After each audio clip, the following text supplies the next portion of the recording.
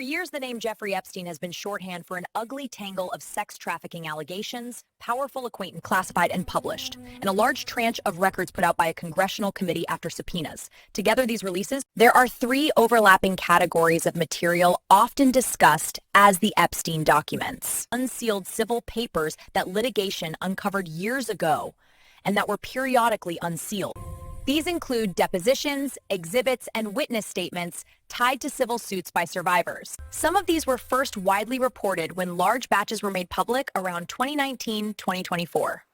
This is regarding Department of Justice's aesthetic brand for material that are recently confirmed and jar of the directed in place of that release found design include items such as flight logs, a redacted contact book.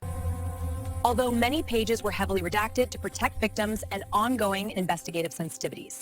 Congressional subpoenas and committee releases. In late 2025, a House Oversight Committee released a very large packet, thousands of pages, comprised of Justice Department records, estate documents, and materials provided under subpoena. City statements and media accounts show the set includes archived court filings, estate papers like wills, and a so-called birthday book. And assorted files previously held by the government. The committee said more material is being produced and redacted where necessary. The leaks that have accompanied them keep fueling headlines and fresh public scrutiny. Those three streams explain why there's both overlap and repeated new headlines. Different institutions are publishing different slices of a sprawling record, sometimes with different levels of redaction and context. What's in the papers that matters? Several categories of items attract most attention: flight logs, contact lists, and schedule calendar entries. These are the dry administrative items that make headlines because of the famous names that appear next to dates and flights. Reporting has cited entries and calendar notations that mention prominent figures in tech, politics, and finance. Importantly, presence in a log or calendar note is not equivalent to criminal wrongdoing. It shows association, travel, or contact that may be innocuous, ambiguous, or material, depending on context. An evidence list and other investigative inventories. The DOJ material includes lists of sized evidence and metadata about hard drives, images, and files recovered during searches. Public descriptions indicate investigators recovered massive volumes of material, some of which contain extremely sensitive imagery. That is why redactions and non-disclosure of certain items remain a priority for prosecutors. Personal estate papers and compiled memorabilia. The committee releases included items from Epstein's estate and materials assembled by his associates, for example, a birthday book compiled for a milestone birthday. Some items are social artifacts, photos, messages that display social networks, but do not themselves prove criminal conduct. Media have pointed to provocative content in collectible items, which has political and reputational impact, even if it falls short of legal proof. It's crucial to separate three things: evidence, allegation, and innuendo. The presence of a name or notation in a log does not establish involvement in illegal acts.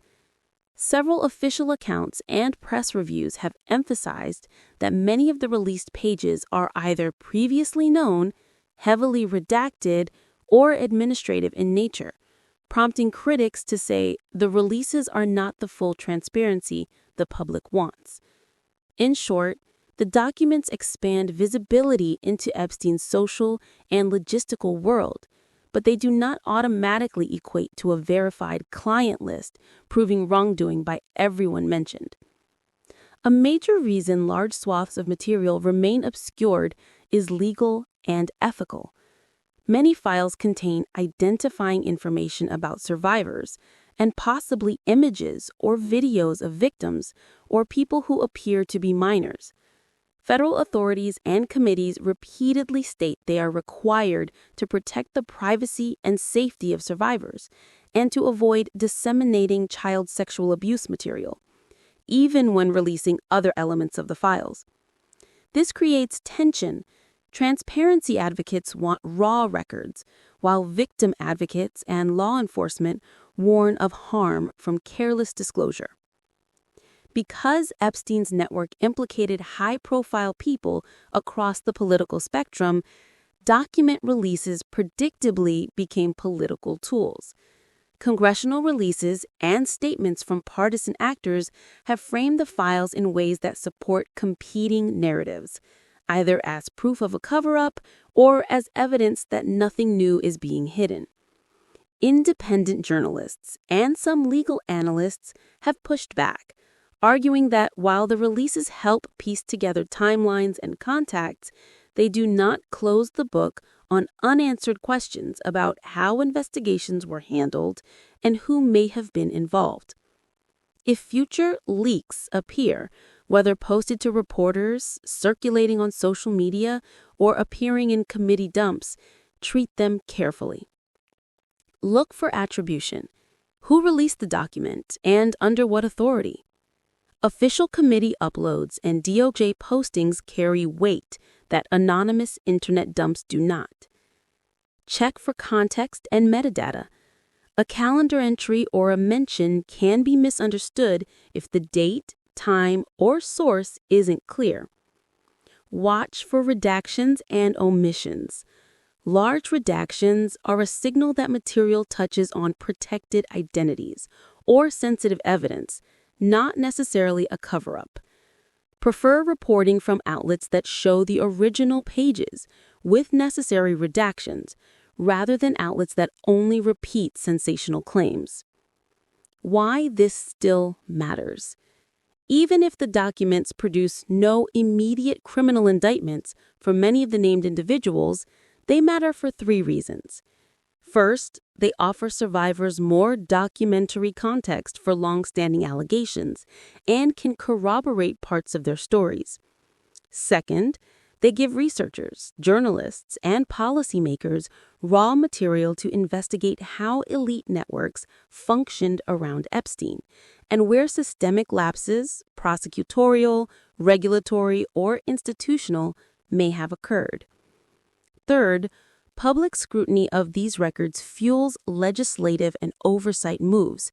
There have already been bills and committee subpoenas aimed at broader transparency, which could change how such investigations are handled in future. The new Epstein documents are less a single blockbuster revelation than an accreting public record, overlapping releases from courts, the Justice Department, and Congress that together illuminate Epstein's contacts, travel, and the mountains of evidence once seized by investigators. They deepen public understanding, but do not, on their own, resolve the hardest questions: who did what, when, and whether there was deliberate concealment. As with any sensitive dossier, the responsible path is careful documentation, rigorous journalism, protective redactions for victims, and sober legal parsing, rather than breathless inference. If you want, I can pull together a short timeline of the major public document releases, dates, who released them, and what was in each batch. Summarize what specific high-profile names appear in flight logs and calendars with careful wording and source citations. Draft a shorter, punchy op-ed that argues for a specific policy change, e.g., stronger transparency rules or victim protection protocols. Which of those would help next?